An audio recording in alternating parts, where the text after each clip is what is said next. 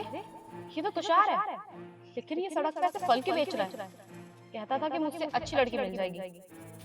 लगता है बहुत अच्छी लड़की मिली है जो इस सड़क पर फल बिकवा रही है। एक काम करती हूँ, इसके पास जाती हूँ और इससे फल खरीद लेती हूँ।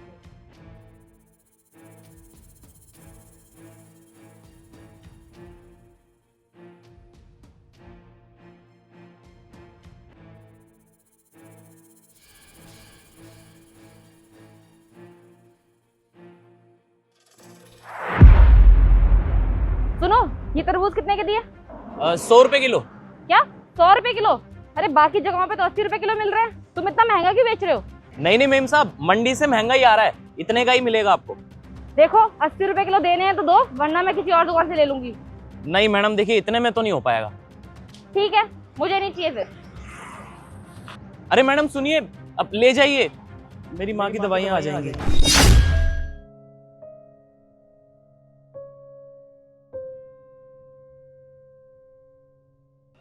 क्या हुआ तुम्हारी माँ को?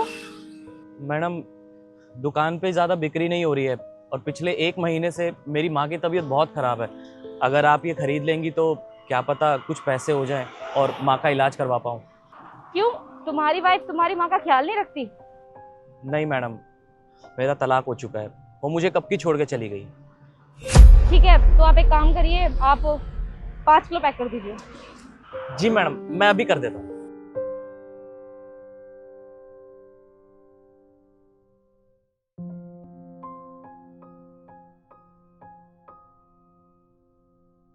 ये लीजिए मैडम। ये लीजिए पैसे। मैडम मेरे पास 500 के खुले तो नहीं होंगे। नहीं नहीं, आप ये रख लो और आप 100 रुपए किलो के हिसाब से ही दो। शुक्रिया मैडम। वैसे एक बात पूछूं आपसे, आपकी वाइफ आपके साथ क्यों नहीं रहती? आप इतने अच्छे हो, एजुकेटेड भी लगते हो और इतने मेहनती भी हो। मुझे तो ऐसा लगता है कि आपकी वाइफ आपको डिजर्व ही नहीं करती। नहीं मैडम, ऐसी बात नहीं है, वो तो बहुत अच्छी थी, शायद हम एक दूसरे को समझ नहीं पाए, इसलिए वो मुझे छोड़ के चली गई।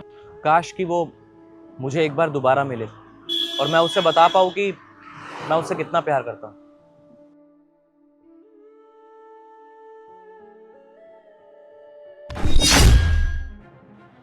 हनी तुम? तुषार, ये क्या हालत बना रखी है तुमने अपनी। मुझे लगा कि डिवोर्स होने के बाद तुमने मुझसे अच्छी लड़की से शादी कर ली होगी और तुम उसके साथ खुशी खुशी रह रहे होगे।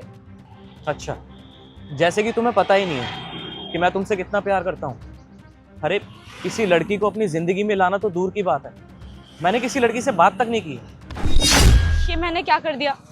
दूसरों की बातों में आके मैंने अपना ही घर बर्बाद कर लिया। मैं हमेशा तुम्हें ताने देती रही, दूसरे लोगों से कंपेयर करती रही। मैंने कभी तुम्हें नहीं समझा, ना तुम्हारे प्यार को समझा। तुषार प्लीज मुझे माफ कर दो, मुझसे बहुत बड़ी गलती हो गई। हनी अब इन बातों का क्या फायदा, जो होना था वो तो हो चुका ना।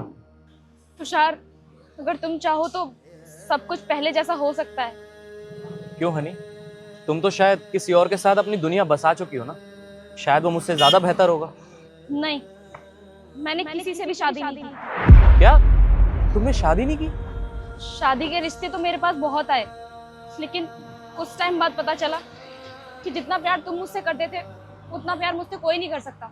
मैं कहीं ना कहीं उन सब में तुम्हें ढूंढती थी, लेकिन मुझे तुम जैसा कोई मिला ही नहीं। बस इसीलिए मैंने दूसरी शादी नहीं की। लेकिन वक्त के साथ साथ मुझे एक चीज समझ में आ गई, हम दूसरों में परफेक्शन ढूंढते हैं, लेकिन हम खुद इतने परफेक्ट नहीं होते। कमियां तो हर किसी में होती हैं, लेकिन हमें उन कमियों को स्वीकार करके अपना रिश्ता बचाना चाहिए। तुषार, क्या क्या तुम मुझसे दोबारा शादी करोगे? लेकिन हनी, मेरी एक शर्त है, तुम कभी भी हमारे रिश्ते को किसी से कंपेयर नहीं करोगी। मैं प्रॉमिस करती हूँ, मैं कभी भी हमारे रिश्ते को किसी और से कंपेयर नहीं करूंगी। और हाँ हनी, मैं अब किसी बड़े कैफे का मालिक नहीं हूँ, यही सब करता हूँ अब मैं। क्या तुम इसमें गुजारा कर लोगी मेरे साथ? मुझे इस काम से कोई प्रॉब्लम नहीं है। लोग बुरा काम करने से पहले एक बार भी नहीं सोचते। तुम तो फिर भी अच्छा काम कर रहे हो और मुझे विश्वास है हम दोनों मिलके एक ना एक दिन अपना खुद का कैफे दोबारा खोलेंगे।